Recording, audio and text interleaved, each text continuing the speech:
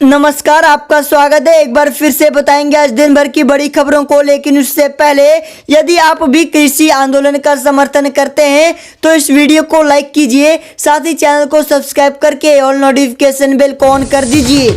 बढ़ते हैं पहली खबर की ओर। आपको बता दें कि देश की सुरक्षा को लेकर सरकार का बड़ा फैसला, कई टेलीकॉम वेंडर्स किए जा सकते हैं ब्लैकलिस्ट। आपको बता दें कि पूर्वी लद्दाख में भारत चीन के बीच जारी सीमा विवाद को लेकर केंद्र सरकार ने बुधवार को ऐलान किया कि वह कुछ विश्वसनीय टेलीकॉम वेंडर्स की लिस्ट बनाएगी, जहां से टेलीकॉम से जुड़े उपकरणों को खरीदा जा सकेगा। सरकार के इस कदम से अटकलें लगाई जा रही हैं कि आने वाले दिनों में चीन के वेंडर्स को झटका लग सकता है। सरकार इस लिस्ट के जरिए कई टेलीकॉम वेंडर्स को ब्लैकलिस्ट भी कर सकती है। बता दें कि केंद्रीय मंत्री रविशंकर प्रसाद ने कहा कि भारत की राष्ट्रीय सुरक्षा सुनिश्चित करने की आवश्यकता को ध्यान में रखते हुए कैबिनेट ने टेलीकॉम क्षेत्र के लिए नेशनल सिक्योरिटी डायरेक्टिव्स को मंजूरी दे दी है। इसके तहत सप्लाई चेन सिक्योरिटी को बनाए रखने के लिए सरकार टेलीकॉम सर्विस प्रदाताओं के फायदे के लिए विश्वसनीय स्रोतों, विश्वसनीय उत्पादों की एक सूची घोषित करेगी। मंत्री ने आगे बताया कि इसी तरह से कुछ स्रोतों की एक सूची होगी जिनसे कोई खरीद नहीं की जाएगी। सीनियर सिटीजन को मोदी सरकार का तोहफा, एयर इंडिया फ्लाइट में अब लगेगा हाफ टिकट।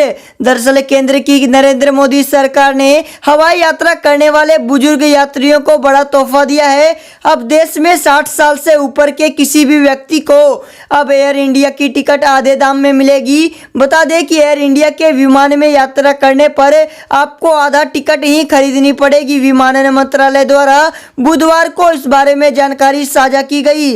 दरअसल एयर इंडिया की ओर से इस तरह की स्कीम पहले भी चलाई जा रही थी, हालांकि अब मंत्रालय की ओर से मान्यता दी गई है। चीनी निर्यात पर सब्सिडी देगी सरकार, 5 करोड़ गन्ना किसानों को होगा फायदा। आपको बता दें कि राष्ट्रीय राजधानी दिल्ली के आसपास जारी कृषि कानूनों के खिलाफ आंदोलन के बीच केंद्र सरकार ने बुधवार को गन्ना किसानों को बड़ी राहत दी है। सरकार ने कैबिनेट बैठक में चीनी निर्यात पर सब्सिडी देने का फैसला लिया है। सब्सिडी का पैसा सीधे किसानों के खाते में भेजा जाएगा। सरकार का दावा है कि इस फैसले से 5 करोड़ किसानों को फायदा होगा। इसके अलावा सरकार ने स्पेक्ट्रम की नीलामी करने का भी फैसला लिया है। बता दें कि केंद्रीय मंत्री प्रकाश जावड़ेकर ने बताया कैबिनेट ने सब्सिडी का पैसा सीधे खातों में जमा कर किसानों की मदद करने का फैसला लिया है। 60 लाख टन चीनी निर्यात पर 6,000 रुपए प्रति टन की दर से सब्सिडी दी जाएगी। उन्होंने कहा कि इस फैसले से 5 करोड़ किसानों और चीनी मिलों में काम करने वाले 5 लाख श्रमिकों की मदद होगी। बता दें कि जावड़ेकर ने कहा इस साल चीनी का उत्पादन 310 लाख टन होगा। देश की खपत 260 लाख टन है। चीनी का दाम कम होने की वजह से किसान और उद्योग संकट में है। इसको मात देने के लिए 60 लाख टन चीनी निर्यात करने और निर्यात को सब्सिडी देने का फैसला किया गया है।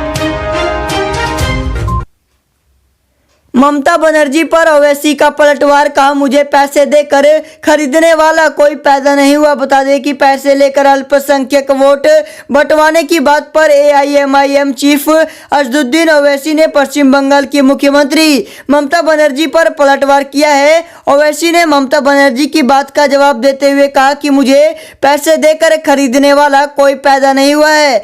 बता दें कि इससे पहले ममता बनर्जी ने एक चुनावी रैली में कहा था कि बीजेपी हैदराबाद की पार्टी को पैसे देकर अल्पसंख्यक वोट बंटवा रही है। असदुद्दीन ओवैसी ने ममता बनर्जी को इसी बात पर जवाब दिया। बता दें कि ओवैसी ने कहा ऐसा कोई पैदा नहीं हुआ है जो ओवैसी को पैसे देकर खरीद सके।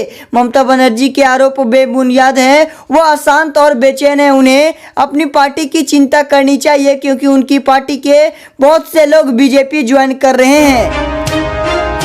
बोलने का मौका न मिलने से नाराज राहुल गांधी ने बीच में ही छोड़ी संसदीय समिति की मीटिंग। आपको बता दें कि कांग्रेस के पूर्व अध्यक्ष राहुल गांधी ने संसदीय समिति के सामने अपनी नाराजगी जाहिर की है। समाचार एजेंसी पीटीआई ने जानकारी दी कि बुधवार को रक्षा पर संसदीय समिति की बैठक को राहुल और 2 अन्य कांग्रेसी नेता बीच में ही छोड़कर चले गए। खबरें यह हैं कि पैनल में सशस्त्र बलों की यूनिफॉर्म को लेकर बात हो रही थी। यह बात गांधी को नागवार गुजरी और उन्होंने बीच में ही टोक दिया।